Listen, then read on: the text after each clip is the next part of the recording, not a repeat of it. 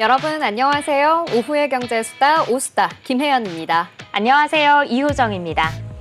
네, 뉴욕 증시는 간밤에 3대 지수 모두 하락하면서 마감을 했습니다. 네덜란드 반도체 장비 업체죠. ASML이 기대에 못 미치는 실적을 발표하게 되면서 반도체주들 모두 다 하락하는 모습, 그리고 주가를 좀 끌어내리는 모습이 보였는데요. 다우존스는 전장보다 0.75% 하락하면서 마감을 해주었고요. S&P 500도 전장보다 0.76% 하락 마감을 했습니다. 나스닥도 1.01% 급락하면서 마무리를 하는 모습이었습니다. 이 ASML이 3분기 순 예약 매출이 26억 유로에 그쳤다라고 발표를 했는데요. 기존의 시장에서의 전망치는 56억 유로였기 때문에 이 예상치를 크게 하회하는 모습이 보이면서 시장에는 실망감이 크게 드러났습니다. 뉴욕 증시에 상장된 ASML의 주가가요, 하루 만에 16%나 급락하는 모습을 보였고요. 여타 반도체 관련주들도 동반 약세 흐름을 보였습니다. 필라델피아 반도체 지수 역시 5% 이상 굉장히 크게 급락하는 모습을 보였는데요. 이런 ASML의 실적 부진의 원인을 좀 살펴보자면 미국에 이어서 네덜란드 정부가 지난 9월 ASML의 최신 반도체 장비 2개 종류의 중국 수출을 직접 통제하겠다라고 밝힌 데 따른 것으로 분석이 되고 있습니다. 자, 거기에 미 증시가 이렇게 좀 힘들었던 이유는 미국의 제조업 경기가 위축이 되고 또 소비자들의 가계 부담이 커졌다라는 조사 결과도 하방 압력을 좀 가하는 모습이었습니다. 이스라엘의 네타냐후 총리는 이란의 군사시설을 타격하겠다라는 이야기를 했는데요. 그러면서 국제 유가 역시 폭락하는 모습을 보였죠. 간밤에 국제 유가는 4% 이상 급락하는 모습을 보였습니다. 위험자산 회피 심리가 더욱더 자극이 됐고요. 투심은 더욱더 냉각되는 모습이 보였습니다. 하지만 이와 반대로 또 연준 이사들의 금리 인하 가능성을 시사하는 발언들도 계속 이어지고 있죠. 올해 한 번 또는 두 번의 금리 인하가 가능할 것이다라는 발언들이 이어지면서 해당 모습들은 어떻게 진행이 될지 우리가 계속 체크해봐야 하는 모습인 것 같습니다. 종목별로는 엔비디아가 4.69% 하락, AMD도 5.22% 하락하는 모습을 보였고요. 하지만 애플은 1%대 상승하는 모습을 보였습니다. 마이크로소프트 약보합 마감, 아마존과 알파벳은 소폭 상승 마감을 해주었고요. 테슬라는 강보합권에서 넷플릭스는 0.98% 하락하는 모습 보이면서 대형 기술주들 역시 혼조 양상을 보이면서 마무리하는 모습이었습니다. 자, 우리 시장은 이런 미증시의 영향과 반도체 업황의 우려감 때문일까요? 오늘은 하락하면서 진행되고 있습니다. 네, 국내 증시 이제 마감을 27분 정도 남겨놓고 있는데요. 양시장이 하락 출발을 했는데 여전히 코스피, 코스닥 모두 파란불을 켜고 있습니다. 특히나 반도체 소부장 중심으로 투심이 악화하면서 지수가 힘을 쓰지 못하고 있는데요. 그래도 코스피가 오늘 2601선까지 밀리기도 했었지만 현재는 0.75% 내린 2614선을 지나가고 있고요. 코스닥은 1% 내린 765선에서 횡보를 하고 있습니다. 오늘 양시장에서 외인과 기관이 물량을 덜어내면서 개인 홀로 이 물량들을 받아내고 있습니다. 역시나 ASML과 엔비디아의 급락에 오늘은 반도체가 가장 많이 빠지고 있습니다. 삼성전자, SK하이닉스 모두 2% 가까운 낙폭을 보이고 있는데요. 삼성전자 6만 원 깨진 59,700원에 거래되고 있고요. SK하이닉스도 19만 원 선 밑에서 18만 8,700원에서 현재 거래되고 있습니다. 어제장을 이끌어줬던 제약바이오 관련주들은 시총 상위단 종목들은 보합권에서 움직이고 있지만 이 비만 치료제 진단키트 관련해서는 급등세를 나타내는 종목들도 있습니다. 일단 코스피 코스닥 전체적으로 지금 오르는 종목보다 내리는 종목들이 더 많습니다. 어제장에서 강했던 식량 곡물 테마도 오늘은 차익 실현 매물이 나오고 있고요. 한강 관련주로 엮였던 출판 관련 종목들도 어제장에 이어서 오늘장에서도 내리는 모습입니다. 지수가 힘을 쓰지 못하고 있다 보니 오늘은 이슈에 따라서 테마성 움직임이 강하게 나타나고 있는데요. 예년보다 열흘 정도 일찍 조류독감이 검출되었다는 소식에 오늘 조류독감 관련 테마가 강하고요. 어제 드디어 국내에서 위고비 판매가 시작됐죠. 벌써부터 품귀 현상에 대한 이야기가 나오면서 비만 치료제 오늘도 시세를 이어가고 있습니다. 그럼 계속해서 오후의 경제스타와 함께 시장의 흐름 살펴보시죠. 네, 오늘 오스타는 시장에 대한 이슈와 테마를 집중 분석하는 마켓나우 앵커들의 수다 시간과 세종대학교 김대중 교수와 함께하는 이슈 경제 시간까지 다양한 수다 주제들 준비되어 있습니다. 또 오늘장 마감점 짚어보는 주식시장의 특징적인 흐름 분석도 준비되어 있으니까요. 끝까지 함께해 주시기 바랍니다. 아울러 본 방송에서 제공하는 정보는 투자 판단에 대한 조언일 뿐 주식의 가치와 상승, 하락을 보장하진 않습니다. 네, 오늘 오후에 경제 수다, 오수다 시작해 보도록 하겠습니다. 자, 지금 우리 시장을 뜨겁게 달구고 있는 종목들 어떤 것이 있는지 먼저 살펴보고 오셔야겠죠? 이 시각 특징주 탑5 보고 오겠습니다. 시청자 여러분 안녕하십니까? 오늘 증시에서 인상적인 흐름 보인 종목들을 알아보는 시간, 이 시각 특징주 탑5 시간의 김지아입니다. 과연 오늘 우리 증시에서는 어떤 종목들이 좋은 흐름 보여줬을지 저와 함께 살펴보시죠. 우선 5위입니다. 5위에는 코스닥 상장 첫날인 오늘부터 아주 좋은 흐름을 보여준 종목이 있다고 하는데요. 바로 5위에 이름을 올린 셀비온입니다. 셀비온은 2010년 설립된 기업으로 방사성 의약품과 진단제를 만듭니다. 현재는 전립선암 치료제로 LU177DGUL을 개발하고 있는데요. 오는 2027년에는 이 단일 파이프라인으로만 429억 원대의 매출을 달성하겠다는 목표를 발표하기도 했습니다. 앞서 셀비온은 지난 9월 24일부터 30일까지 기관 투자자 수요 예측을 통해서 주당 공모가 희망 범위보다 23% 높은 수준의 공모가가 형성되기도 했는데요. 덕분에 상장 첫날인 오늘부터 강한 흐름 보여주면서 현재 25,500원에 거래되고 있습니다. 이어서 4위도 살펴보셔야겠죠? 4위에는 미국 IMD사를 최종적으로 인수를 성공했다는 소식을 알린 랩지노믹스가 이름을 올렸습니다. 랩지노믹스는 미국 IMD사 인수를 마쳤다고 밝혔는데요. IMD는 미국 세크라멘토, 오로라, 버클리 등지에서 각각 클리아랩을 운영 중인데요. IMD의 인수를 마치면서 이 랩들을 모두 확보하게 됐습니다. 특히 IMD는 보험 수가가 적용되는 CPT 코드와 G코드를 보유하고 있어 서비스 적용처의 확대가 빠를 것으로 기대되는데요.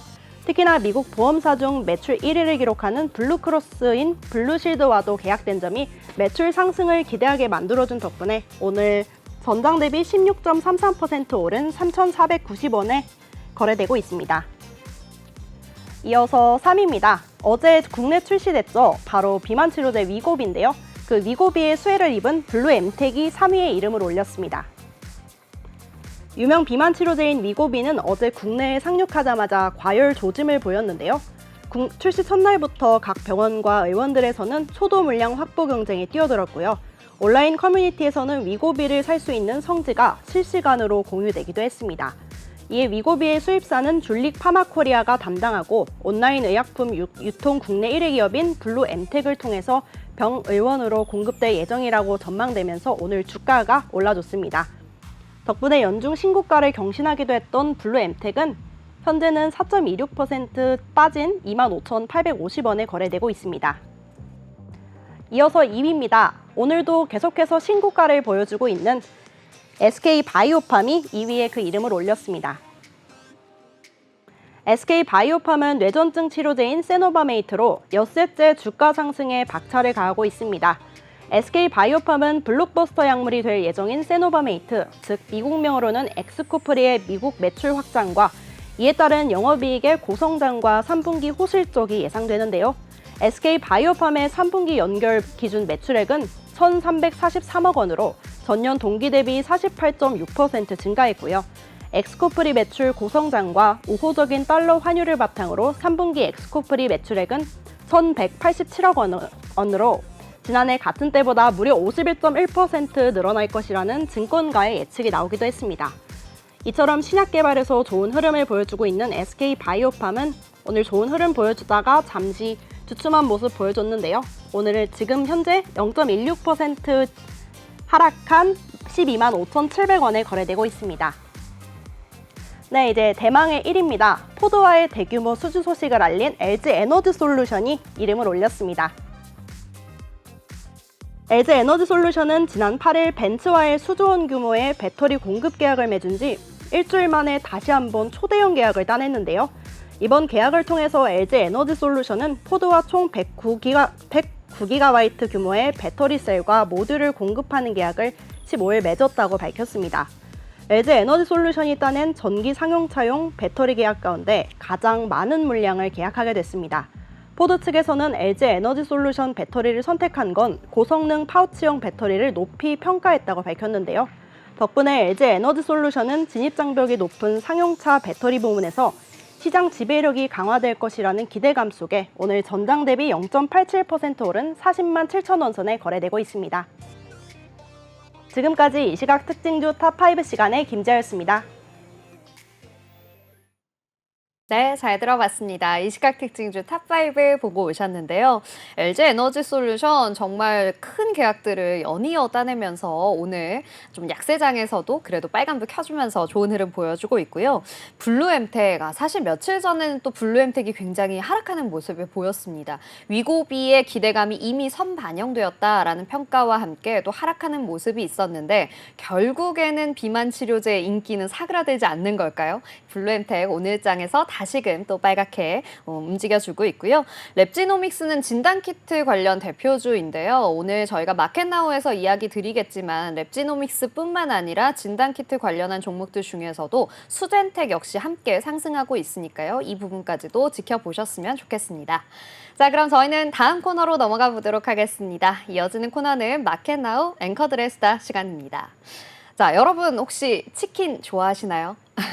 자, 우리 효정 앵커는 치킨 좋아하세요?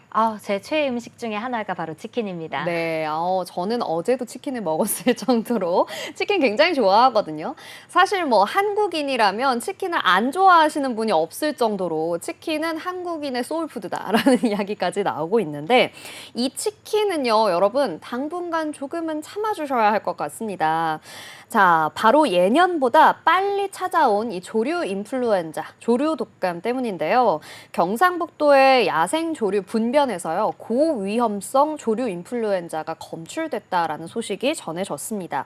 자, 그러면서 방역 당국이 이 조류 인플루엔자 확산에 차단에 총력을 기울이고 있는데요.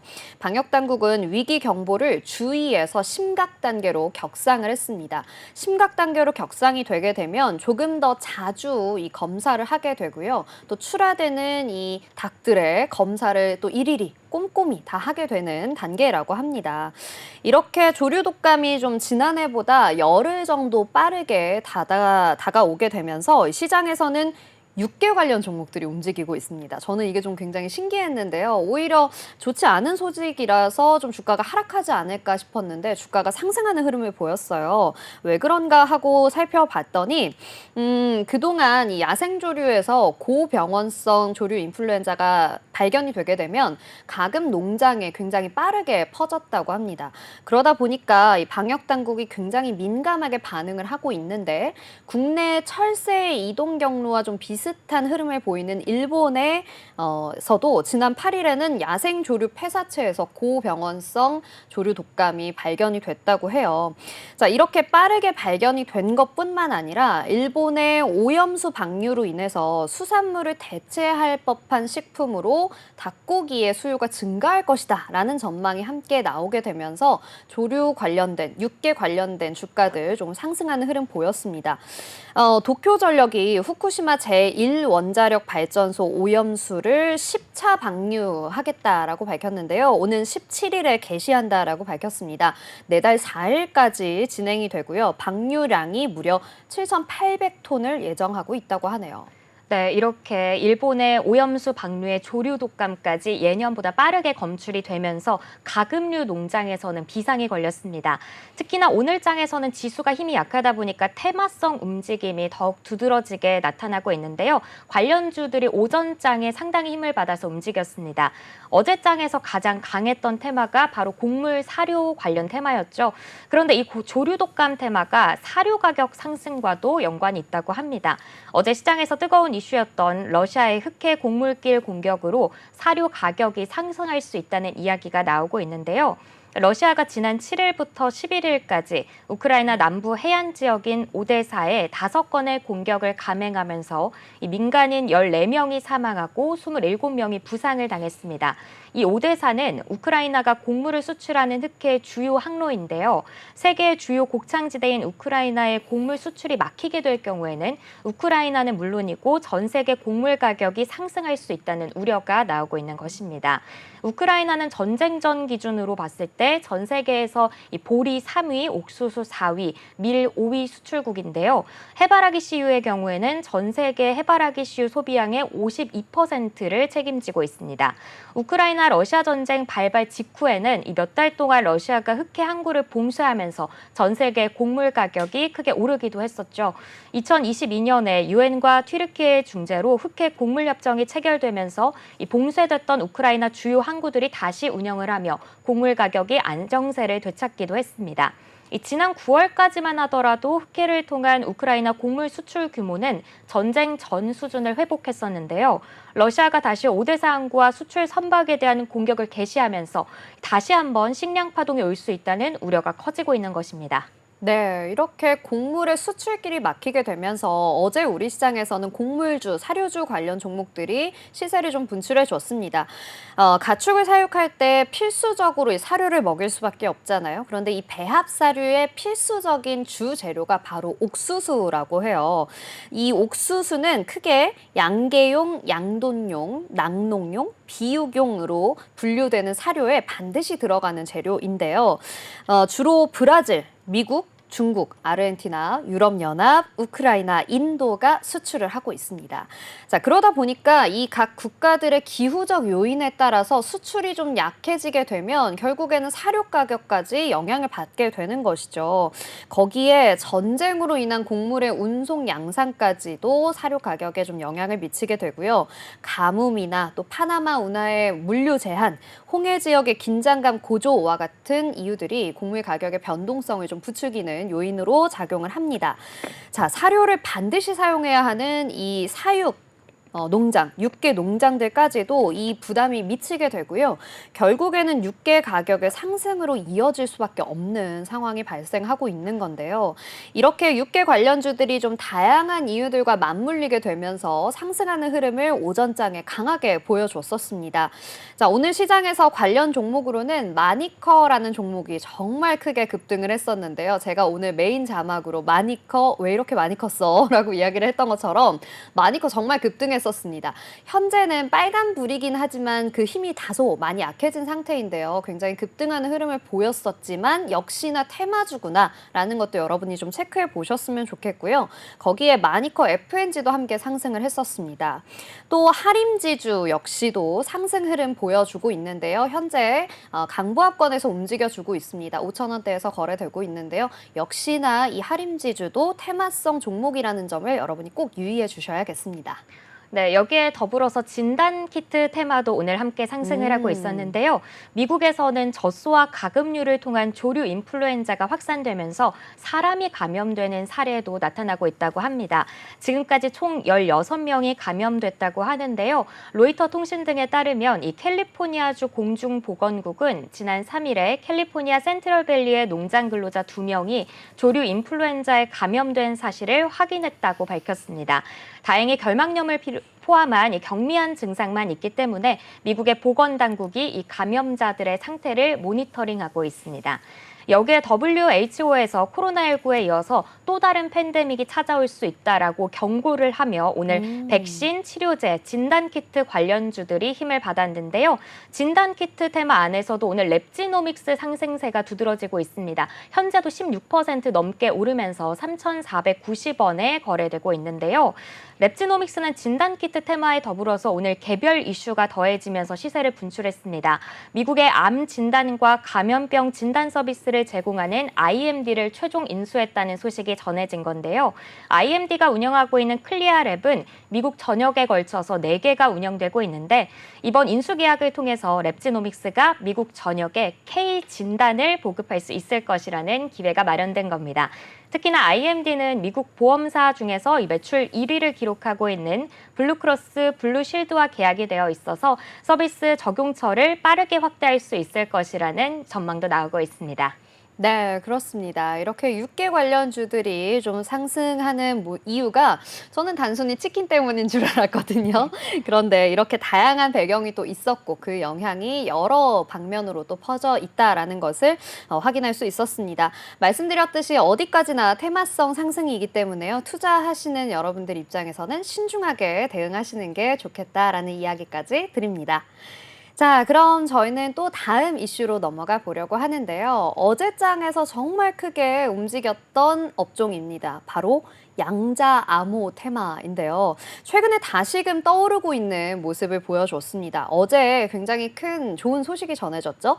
SK텔레콤이 양자 암호 분야 양대 기술로 평가되고 있는 양자 내성 암호 PQC 기술과 표준 알고리즘과 양자 키 분배 시스템 QKD 시스템을 결합한 하이브리드형 양자 암호 제품을 출시했다라는 소식이 전해졌습니다. 그러니까 두 가지 핵심 기술을 하나의 기기에 다 탑재를 했다라고 생각해 주시면 되는데요. 시장의 관심과 함께 관련주들의 주가들이 어제 정말 크게 상승을 해 주었습니다.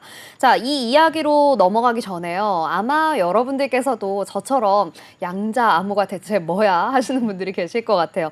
저도 어제 시장을 보고 이 테마와 관련 내용들 공부하는데 정말 어렵더라고요. 그래서 양자 암호 기술에 대해서 간략하게 좀 소개를 해드리겠습니다. 자, 양자 암호는요, 양자 역학적 특성을 활용한 암호화 작업을 이야기합니다. 보안과 관련된 기술이고요. 작년 세계경제포럼에서 아르빈드 크리슈나 IBM 회장이 10년 후 누군가 당신의 파일을 열어볼 것이 걱정된다면 지금 당장 양자 암호 기술을 사용하라라고 이야기했을 정도로 이 양자 암호는 보안에 굉장히 특화된 기술이라고 볼 수 있겠습니다. 현존하는 컴퓨터들 중에서 이 최대 성능을 가진 컴퓨터를 슈퍼컴퓨터라고 부르잖아요. 그런데 이 슈퍼컴퓨터보다도 훨씬 빠른 양자 컴퓨터라는 컴퓨터가 있다고 해요. 이 양자 컴퓨터가 지금 정말 급속도로 발전을 하고 있는데요.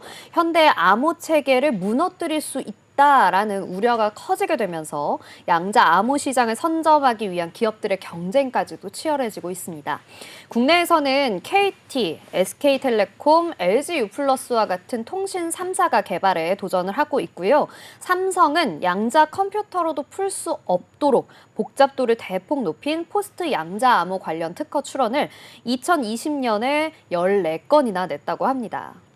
네, 이렇게 양자 컴퓨터의 발전 속도에 발맞춰서 국내 통신사들은 양자 암호 통신 기술을 미래 먹거리로 낙점을 했습니다. 양자 암호 통신은 빛의 가장 작은 단위인 광자의 데이터를 담아서 암호화에 전송하는 기술인데요. 송수신자 사이에서만 암호를 해독할 수 있어서 보안이 뛰어나다는 평가를 받고 있습니다. 앞서 말씀해 주신 대로 이 양자 암호 통신은 크게 두 가지 갈래로 나뉘는데요. 제3자가 암호키 탈출을 시도할 경우에 이것을 감지해서 데이터를 변형해 해킹할 수 없도록 만드는 양자 암호 키 분배 방식인 QKD, 그리고 해독이 사실상 불가능한 수학적 알고리즘을 활용하는 양자 내성 암호 방식인 PQC가 있습니다. 그런데 이 SK텔레콤이 이 두 가지 방식을 결합한 양자 암호 제품을 출시한 겁니다. QKD PQC 하이브리드형 양자 암호 제품은 SKT가 자체 개발한 PQC 소프트웨어를 글로벌 양자 암호 기업 ID 퀀티크가 기존에 출시한 QKD 시스템에 탑재를 하는 형태입니다. 이번 하이브리드형 제품의 가장 큰 특징이라고 한다면 이 하나의 장비에서 QKD와 PQC 두 개의 암호화가 동시에 진행되는 이중 암호화로 정보를 보호한다는 것입니다. 특히 이번에 적용된 양자 내성 암호 방식은 지난 8월에 7월에 미국 국립표준기술연구소가 발표한 PQC 표준을 완벽하게 준수하는 알고리즘인데요. SKT가 자체 개발해서 완성을 했다고 합니다. SKT는 해당 표준이 양자 컴퓨터 알고리즘에 대한 검증을 거쳐서 높은 보안성을 갖고 있다고 설명을 하기도 했습니다. 이렇게 QKD와 국립표준기술연구소 표준을 준수하는 PQC가 결합된 하이브리드형 이 장비가 출시된 것은 이번이 세계 최초이기 때문에 시장이 더욱 뜨겁게 관심을 가지고 있습니다. 네, SKT가 이 하이브리드형 제품 출시와 동시에 양자 키 분배, QKD 대비해서 상대적으로 좀 비용 부담이 덜한 PQC 기반 솔루션을 원하는 고객층을 위해서 이 PQC 제품도 새롭게 선보였다고 합니다. 자, PQC 제품은요, SKT가 자체 개발한 PQC 소프트웨어를 ID 퀀티크가 이번에 새롭게 출시한 상용 키 관리 시스템 KMS 시스템 솔테리스에 탑재하는 형태입니다. 자, QKD는 원칙적으로는 해킹이 불가능해요. 그렇기 때문에 현존하는 가장 강력한 암호 체계로 평가가 되고 있거든요. 하지만 역시나 단점이 있겠죠. 구축 비용에 대한 부담이 좀 크다라는 단점이 있습니다. 반면에 PQC는요, 이 양자 컴퓨팅의 발전이 이어질 경우에 수학적 난제를 풀어내는 시간이 단축될 가능성이 존재하기는 하지만 소프트웨어의 형태로 기존 네트워크 장비 등의 구축이 가능해서 비용 부담이 좀 덜하다라는 장점이 존재하고 있습니다. 자, SKT는 자체 개발 PQC 제품의 출시를 통해서 QKD 단독, QKD PQC 하이브리드, 그리고 PQC 단독의 양자 암호 장비 라인업을 갖추게 됐습니다. 정말 모든 것을 다 커버할 수 있는 장비를 갖추게 됐다라고 볼 수 있겠는데요. 이를 통해서 비용이나 네트워크 환경이 서로 다른 기관 또는 사업자들이 상황에 맞춰서 QKD와 PQC를 적절하게 연동해서 사용할 수 있게 됐습니다. 자, SKT는 공공기관, 지방자치단체와 이번 제품 적용을 논의하고 있는데요.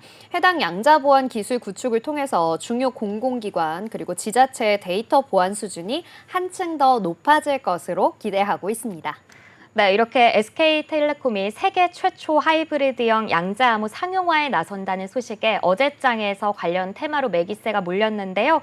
KCS는 SK텔레콤과 함께 양자 난수 생성 기술을 개발한 이력이 부각되면서 상한가에 갔고요. X게이트는 21.6% 상승, ICTK 14% 넘게, 우리넷도 4% 넘게 상승 마감을 하면서 양자암호 테마와 엮인 종목들이 모두 크게 올랐는데요. 오늘 장에서는 종목별로 혼조 양상을 나타내고 있습니다.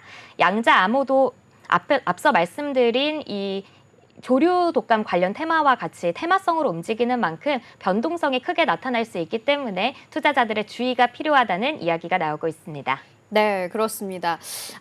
저도 이렇게 이야기를 드리고 있지만 굉장히 어려운 기술이다라는 생각이 드는데요. 역시나 미래 기술이기 때문에 좀 어려운 느낌이 들지만 그래도 확실히 정말 차세대 기술이다라는 생각이 드는 그런 양자암호 기술까지 이야기 드렸습니다.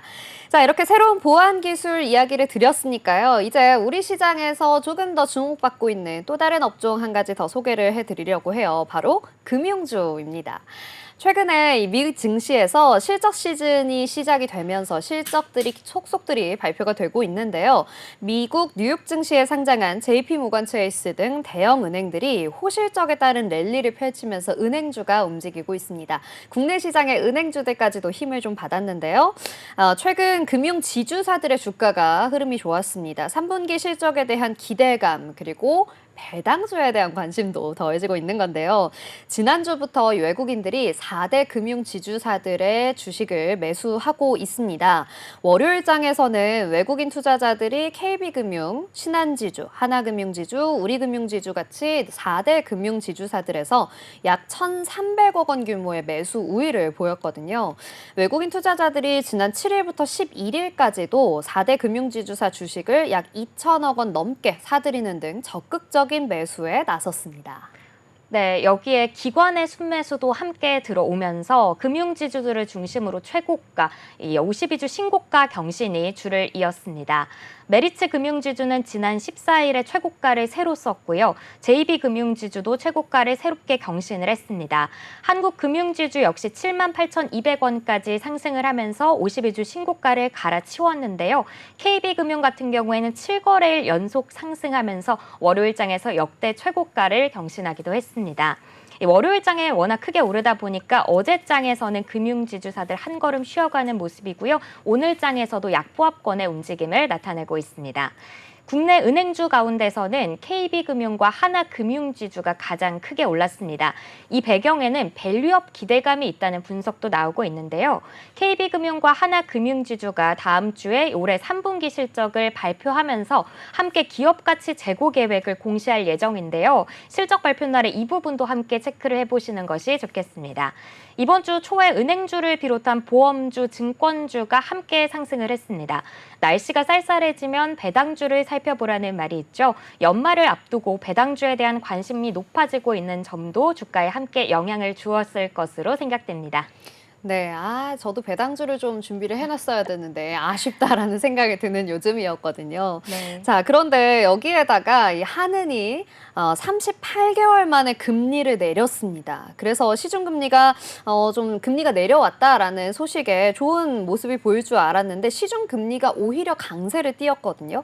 그러면서 은행주의 하방 압력으로 작용하지는 못했습니다. 최정욱 하나증권 연구원이요. 기준금리가 인하됐지만 내수 부진 우려 등으로 이것은 당연한 수순이었다. 이미 은행주들 주가에 선 반영이 되었다라고 분석을 하면서요. 아마 이 대출 금리는 시중금리에 연동이 되기 때문에 국내 시중금리가 오르고 있어서 이자 마진이 특별하게 줄지는 않을 것이다라고 분석을 좀 했습니다.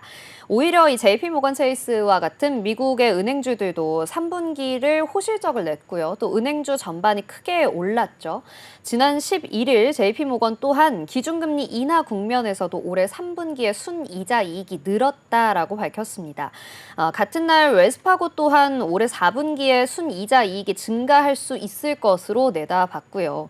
이 시장 전망과는 또 다르게 통화정책 완화 시점에서 은행의 핵심 수익원인 이자 이익이 늘어났다라는 발표가 나오게 되면서 이날 JP모건은 4% 이상, 웰스파고도 5.61%, 뱅크 오브 아메리카도 4.95% 상승하는 등 은행주들이 강세의 흐름을 보였습니다. 네, KB, 신한, 하나 등 국내 금융지주사들도 3분기에 1조 원이 넘는 순이익을 거둘 것으로 전망이 되고 있습니다. 은행의 대출 규모가 큰 폭으로 늘어난 데에다가 이 부동산 프로젝트 파이낸싱 추가 충당금 규모도 예상보다 많지 않아서 대손 비용이 감소할 것으로 추정되고 있는데요. 하나증권 산업분석 보고서에 따르면 KB, 신한, 하나 등 금융지주사들의 3분기 추정 순이익은 약 6조 1천억 원으로 전년 동기 대비 14% 넘게 증가할 것으로 분석이 됐습니다. 이는 시장 전망치인 약 5조 9천억 원을 뛰어넘는 규모입니다. KB금융은 약 1조 5,500억 원의 실적을 거둘 것으로 전망이 됐고요. 신한지주는 약 1조 3,700억 원가량의 순이익이 예상되고 있는데 신한투자증권이 ETF 관련 선물 매매를 하는 과정에서 1,300억 원가량의 손실이 발생했는데 이 점이 변수로 작용할 것으로 보입니다. 하나금융의 3분기 순이익도 1조 700억 원으로 예상돼서 시장 전망치를 뛰어넘을 것으로 보이고요. 우리금융 역시 8,900억 원으로 예측되고 있습니다. 네, 이렇게 은행주들의 이야기를 들으니까요. 결국에는 주가를 움직이는 것은 실적이 아닐까라는 생각이 드는 것 같습니다. 자, 이렇게 오늘 저희가 다양한 주제로 수다해보는 사이에 벌써 우리 시장 마감을 했습니다. 다음 코너로 넘어가기 전 마감 시황부터 살펴보고 오겠습니다. 안녕하세요. 마감 시황의 김지아입니다. 간밤 미국 뉴욕 증시에서는 반도체 업종이 급락했죠. 여기에 또 ASML에서 좀 좋지 않은 어닝 쇼크를 발표했었는데요. 이 때문에 우리 증시에서도 반도체 업종이 오늘 조금 얼어붙은 모습 보여줬습니다. 특히나 반도체 투톱인 삼성전자와 SK하이닉스가 오늘 부진한 모습을 보여줘서인지 코스피 시장에서는 하락세로 마감하게 됐습니다. 오늘 자세한 상황 시장 지수부터 살펴보시죠. 코스피에서는 오늘 0.90% 빠지면서 2609선에 마감했습니다. 코스닥에서도 마찬가지로 시총 상위 종목들이 힘을 조금 써주지 못한 모습 보였는데요. 이 때문에 1.04% 빠지면서 765선에 하락 마감했습니다. 계속해서 코스피 수급 상황 살펴보시죠. 오늘 기관과 외국인이 동반 매도세를 보였는데요. 기관은 347억 원어치를 그리고 외국인은 6,704억 원어치를 팔았습니다. 특히 기관과 외국인은 오늘 대형주와 제조업종 위주로 매물을 내놨습니다.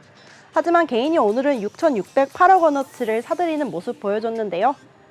아무래도 반도체 종목들의 하락을 조금 막으려고 노력하는 모습 보였던 것 같습니다. 계속해서 코스닥 수급 상황도 살펴보시죠. 코스닥에서도 마찬가지로 기관과 외국인이 매도세를 보였습니다. 기관은 949억 원어치의 매도세를 보였고요. 외국인은 1,446억 원어치의 매도세를 보였습니다. 마찬가지로 코스닥에서도 개인이 오늘은 2,560억 원어치를 사들이는 모습 보여줬는데요. 오늘 코스닥에서는 특히 제조업종과 제약업종 위주로 조금 주춤한 모습 보여줬습니다. 계속해서 코스피 시가총액 상위 종목들 살펴보시죠. ASML의 반도체 어닝쇼크 여파로 오늘 우리 증시에서도 반도체 업종이 얼어붙은 모습 보여줬는데요. 우선 삼성전자부터 살펴보시면 2.46% 빠진 59,500원 선의 거래를 마쳤고요. SK하이닉스도 마찬가지로 2.18% 빠지면서 188,700원 선의 거래를 마쳤습니다. 하지만 오늘 LG에너지솔루션은 호재가 있었죠. 오늘 포드와 함께 거래를 마쳤다는 소식에 대규모 계약 소식 덕분에 0.25% 상승하면서 40만 4,500원에 상승 마감했습니다. 그리고 3거래일째 좋은 흐름을 보여줬던 삼성바이오로직스는 오늘 잠시 주춤하면서 쉬어가는 모습 보여줬습니다. 현대차는 오늘 장중에 하락과 상승을 계속 반복하다가 오늘 상승하면서 0.41% 오른 24만 7천원에 장을 마감했습니다. 계속해서 코스닥 시가총액 상위 종목들도 살펴보시죠. 오늘 알테오젠 참 엎치락 뒤치락을 반복했었습니다. 하지만 오늘 최종적으로 0.13% 하락하면서 38만 6천 원의 거래를 마쳤습니다. 마찬가지로 에코프로 형제도 오늘 부진한 모습 보여줬는데요. 각각 1.23% 그리고 0.85% 빠진 16만 9천 원과 8만 1,600원의 종가 형성했습니다. HLB도 오늘은 조금 부진한 모습 보여줬는데요. 1.25% 빠지면서 7만 1,000원의 종가를 형성했습니다. 그리고 반도체 업종의 여파가 코스닥에서도 나타난 모습이죠. 리가캠 바이오도 이를 피할 수 없었나 봅니다. 오늘 1.51% 빠지면서 12만 4,000원의 종가를 형성했습니다. 지금까지 마감시황의 김지아였습니다. 네, 잘 들어봤습니다. 우리 시장은 오늘 파랗게 마무리를 좀 했습니다. 그래도 코스피 지수 2,600선을 지키면서 좀 마감을 해주었고요. 코스닥 지수는 765선에서 마감이 됐는데요. LG에너지솔루션의 호재로 인해서 2차 전지 종목들에 좀 훈풍이 불어오지 않을까 싶었는데 아쉽게도 개별 이슈로 좀 작용한 점이 오늘 장에서 좀 살펴볼 만한 내용 아니었을까 싶고요. 제약 종목들이 조금 아쉬운 흐름 보였는데요. 그래도 아직 이번 주 남아 있으니까요. 계속해서 이번 주 상황 지켜보셨으면 좋겠습니다. 자, 그럼 저희는 이어서 다음 코너로 넘어가 보도록 하겠습니다. 이어지는 코너는 이슈경제 시간입니다. 국제통화기금 IMF가요, 최신 재정 점검 보고서에서 올 연말까지 세계 공공부채가 100조 달러를 기록할 것이다라고 이야기를 했는데요. 전 세계 국내 총생산 GDP의 93%에 달할 것으로 전망된다라고 15일에 밝혔습니다. 네, 여기에 오는 2030년까지는 세계 공공부채가 GDP 대비 100%에 육박할 것으로 내다봤는데요. IMF는 미국과 영국, 프랑스 등이 이 부채가 증가할 것으로 예상하면서 각국의 정부가 이제는 결단을 내려야 할 것이다라고 경고를 하기도 했습니다. 앞으로의 글로벌 경제 전망에 대해서 오늘 세종대학교 김대중 교수님 모시고 함께 이야기 나눠보도록 하겠습니다. 교수님 어서 오세요. 예, 안녕하세요. 네, 교수님 반갑습니다. 전 세계 공공부채가 사상 처음으로 100조 달러를 넘어설 것이다라는 이 IMF의 경고 아닌 경고가 이어졌는데요. 그러다 보니까 이 각국 정부뿐만 아니라 지금 또 미국은 대선을 앞두고 있잖아요. 그런데 두 후보 모두 세금 감면 정책을 좀 내세우고 있단 말이죠.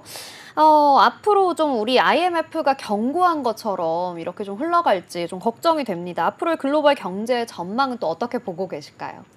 지금 현재 뭐 국가부채, 우리나라는 현재 국가부채가 55%고 정부가 공기업에 대한 보정을 많이 씁니다. 뭐 수자원공사나 LH공사 다 포함이 되어 있는데 공기업 부채를 포함하면 우리나라도 100% 가까이 됩니다. 미국은 현재 뭐 부채 비율이 굉장히 높은데 미국도 최고의 신용 등급을 받다가 금년 초에 한 단계 하락을 시켰습니다. 미국의 공공부채에 대해서 국회가 연장을 해주지 않았기 때문에 그렇죠. 이와 같이 모든 나라가 지금 현재 공공부채, 국가부채 때문에 몸살을 앓고 있다. 저는 요점은 이렇게 리스크 관리를 좀 철저하게 해야 되겠다. 우리 개인에 대해서 정부가 가계부채가 너무 증가한다. 이런 이유로 뭐 오늘 또 디딤돌 대출에 대해서 금리를 올리거나 대출 폭을 좀 줄이라는 그런 얘기가 있었거든요. 이와 같이 모든 나라 또 개인에게까지도 부채 문제가 굉장히 심각하고 우리 개인도 철저하게 리스크를 관리할 때다. 본인이 대출을 받아서 투자할 때는 원금과 이자를 갚을 수 있는 범위 내에서 해야 되겠고 국가도 마찬가지입니다. 우리나라 국가도 지금 현재 뭐 개인에 대해서 더 많은 지원금을 해주자고 하는 것을 야당에서는 찬성을 하고 있지만 여당에서는 반대하고 있습니다. 현재 아르헨티나가 12번째 국가가 파산했고 지금 현재 20개 나라가 국가가 파산했습니다.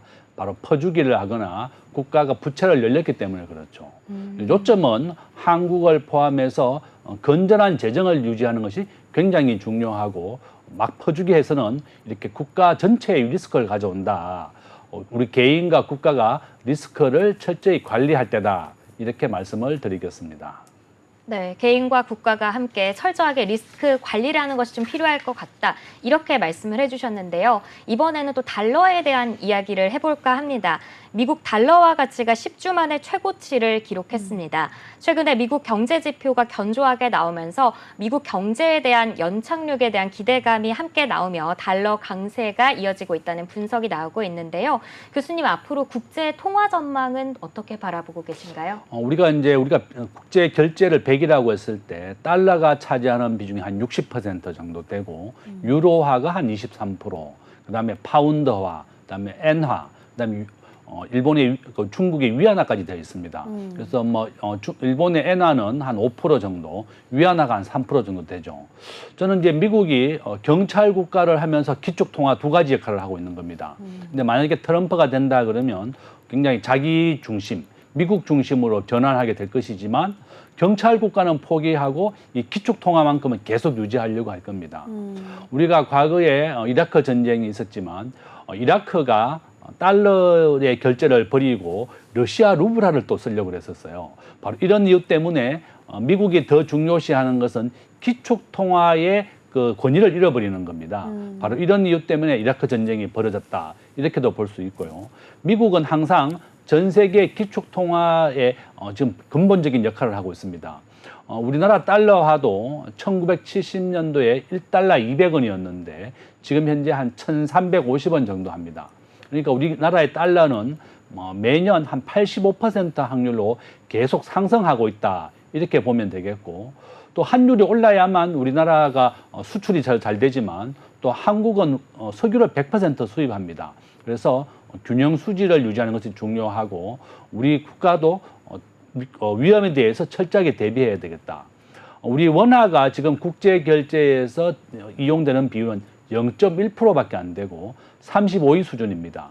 우리 원화가 지금 필리핀보다도 더 못한 대우를 받고 있다. 결론은 우리가 GDP는 세계 10위, 제조업 수출의 기준은 세계 5위이지만 원화의 국제 결제는 35위 정도로 매우 낮다는 것이고 정부도 이렇게 원화의 국제 경쟁을 올려야 되겠다 이렇게 말씀을 드리겠습니다. 네, 그렇습니다. 1달러가 200원인 시절이 있었다고요, 교수님? 믿을 수가 없는데요. 자, 지금 굉장히 또 많이 비싸져 있잖아요, 달러가. 자, 이런 상황에서 앞으로 계속해서 좀 기축통화로서의 역할을 다 하려고 노력할 것이다 라고 이야기를 해주셨는데요. 그럼 이제 우리나라로 좀 건너와 보도록 하겠습니다. 한은이 38개월 만에 기준금리를 인하했거든요. 그런데 이 주담대 금리는 되레 오르고 있다고 합니다. 합니다. 0.04%포인트가량 올랐다라고 하는데요. 이유를 좀 살펴보니까 변동금리 대출의 기준이 되는 코픽스가 4개월 만에 상승하는 이유가 있었고요. 또 한 가지 이유는 좀 고용시장이 견고하다라는 평가로 미국의 금리 인하 속도가 더디지 않을까라는 시선 때문이라고 합니다. 당분간 이 주담대 금리 상승세 이어질 것이다라고 전망을 하고 있는데요. 우리나라 금리 전망 앞으로 또 어떻게 될 거라고 생각하세요? 저는 아마 현재 우리나라 기준금리는 3.25%고 미국은 5.0%입니다. 네. 미국은 피컷 0.5%를 인하한 이후에 0.25%를 내릴 예정입니다. 한 2번 정도 내릴 예정이고 미국은 원래 기준금리 최고치가 5.5에서 총 1%를 내려서 4.5까지 내릴 예정입니다. 내년에는 3.5%, 후내년은 2.5까지 미국은 매년 1%씩 기준금리를 내리게 됩니다. 이제 우리나라는 기준금리를 내리기 어려운 이유가 우리나라 국민의 이제 가계부채 때문에 그렇습니다. 지금 정부는 앞에서 우리가 국가부채도 얘기했지만 가계부채도 굉장히 심각하게 바라보고 있습니다. 그래서 앞에서 얘기한 것처럼 디딤돌 대출에 대해서 대출 폭을 좀 많이 줄이고 낫겠다 이렇게 은행에 얘기하고 있는 상황이다. 저는 대부 자금 시장, 대출 시장에 대해서도 정부가 시장 경제의 원리에 맡기는 것이 제일 좋습니다. 우리가 국민들이 대출을 못 받게 되면 그것이 풍선 효과를 가져와서 카드론 대출을 받거나 자동차 담보 대출을 받습니다. 지금 카드론 대출은 최고 20%까지 받고 있습니다. 그러니까 이와 같이 우리나라의 법정 최고 금리도 과거에는 30%, 25%가 됐었는데요. 최근에 민주당이 20%로 낮췄습니다. 서민을 돕기 위해서 법정 최고 금리를 낮추게 되니까 더 이상 서민들이 제도권 내에서 대출을 못 받게 됐습니다. 사채 시장으로 몰려가게 되는 풍선 효과를 가져왔다. 지금 사채 시장은 대출 금리가 연 100%에서 12,000%입니다. 12,000%라고 하는 것은 원금의 120배를 갚아야 됩니다. 이와 같이 모든 대출 시장이나 금융 시장에 대해서도 자유시장 경제 체제에 맡겨야지 이것을 정부가 대출 한도를 줄인다든지 금리를 올려가지고 대출을 줄인다든지 이렇게 하면 오히려 부작용을 가져온다. 이번에 노벨 경제학상을 받은 사람이 가장 우수한 국가로 대한민국을 꼽았습니다. 대한민국은 시장 경제를 도입하고 사유재산을 도입하면서 북한과의 격차가 600배 이상 벌어졌다 이렇게 얘기했습니다. 북한은 사유재산이 없고 시장 경제를 도입하지 못했기 때문에 이렇게 어려운 상황에 있다. 요점은 우리 대한민국의 가장 큰 장점은 바로 사유재산을 보장하고 시장 경제 원리에 맡기는 겁니다. 저는 우리나라의 금리라든지 대출 시장도 정부가 이렇게 시장 경제에 맡겼으면 좋겠다. 시장 경제라고 하는 것은 우리 개인이 생산된 것을 본인이 마음대로 처분하게 하는 것을 말하는 겁니다. 정부가 주택에 대해서 제가 이제 우리 주택 시장은 지금 집을 가진 사람과 안 가진 사람이 5대5 정도 됩니다. 그러니까 절반 국민은 집이 없기 때문에 디딤돌 대출이나 정부의 대출을 통해서 집을 마련하는데 윤석열 정부 초기에는 집값의 80%를 대출해 줬습니다. 집을 좀 사라. 집 없는 국민들이 이번 기회에 집을 사라고 권유하다가 갑자기 가계부채가 증가한다는 이유로 금년부터는 최근부터입니다. DSR 금리를 적용해서 대출 금액 한 1억 이상 줄였습니다. 그러니까 소득이 없는 사람은 대출도 받을 수가 없고 집 없는 서민이 한 절반 정도인데 대출을 못 받으니까 그런 부작용을 가져온다. 네. 결론은 모든 대출 시장이나 대부 자금 시장, 시장 경제에 맡겨서 자금의 수요와 공급에 의해서 결정되는 것이 가장 좋은 겁니다. 저는 우리가 노벨 경제학상의 가장 성공적인 사례가 바로 대한민국이다. 대한민국은 무역 의존도가 75%입니다. 전 세계에서 두 번째로 높은데요. 수출과 수입이 우리나라 GDP의 75%를 차지한다는 거고 이것이 가장 성공적인 사례였다. 저는 우리가 한국은행 아마 기준금리를 미국이 아마 금년도에 2번 정도 인하할 예정입니다. 0.25%를 11월과 12월 인하할 예정이고 그러면 한국은행도 미국과 동반해서 기준금리를 낮춰줘야 됩니다. 지금 현재 우리나라 자영업자 한 100만 명 가까이 패여버렸습니다. 기준금리를 낮추어준다 그러면 우리가 이자를 납부하는 금액이 줄어들기 때문에 훨씬 좋아진다. 지금 세계적인 추세는 기준금리를 인하해서 경기를 부양하고 있다. 이렇게 말씀을 드리겠습니다. 네, 그렇습니다. 제가 질문을 드릴 때 우리 미국의 금리 인하 속도가 좀 더딜 것이다라는 시각이 있다라고 말씀을 드렸는데 우리 교수님께서는 11월, 12월 계속해서 좀 금리를 인하할 것이다라고 또 이야기를 해주셨고요. 우리나라도 그와 발 맞춰서 함께 또 금리 인하 기조로 돌아서지 않을까라고 이야기를 해주셨습니다. 뭐 집 없는 사람이 좀 서러운 세상이 되는 것 같아서 속상하네요, 교수님. 자, 이렇게 오늘도 교수님과 함께 미국 그리고 우리나라의 경제 상황까지 꼼꼼하게 살펴봤습니다. 좋은 말씀 함께 해주신 김대종 교수님 고맙습니다. 감사합니다. 네, 오후의 경제 수다 오수다. 오늘 내용은 여기서 마치겠습니다. 내일은 시장에 더 가깝고 유익한 경제 이슈들 가지고 찾아오겠습니다. 저희 방송 다시 보기는 언제나 네이버와 유튜브 채널을 통해 가능하다는 점 기억해 주시고요. 본 방송에서 제공하는 정보는 투자 판단에 대한 조언일 뿐 주식의 가치와 상승, 하락을 보장하진 않습니다. 네, 오후의 경제 수다 오수다. 오늘은 여기서 마칩니다. 내일 오후 3시 오수다에서 다시 만나요. 안녕!